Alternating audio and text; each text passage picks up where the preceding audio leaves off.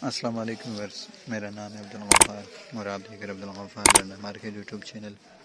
एक और नई वीडियो के साथ हाजिर हूँ मिक्स बैग्स के हवाले से।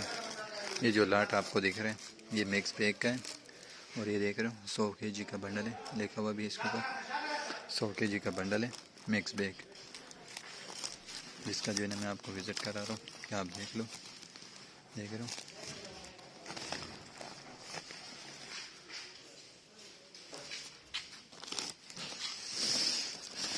ये देख रहे हो माल बिल्कुल साफ़ सुथरा माल है।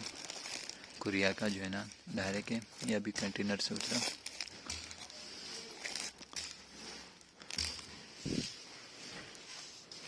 देख रहा हूँ ये सारे बैग पड़े हैं।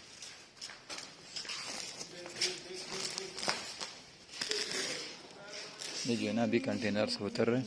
100 kg का जो है ना ये बेल है और जो है ना मिक्स बैग के नाम से आया हुआ है।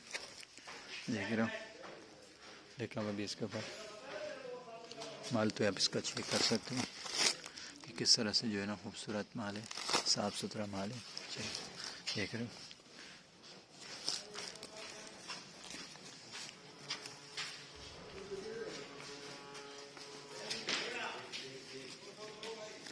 ऊपर चढ़, ऊपर चढ़।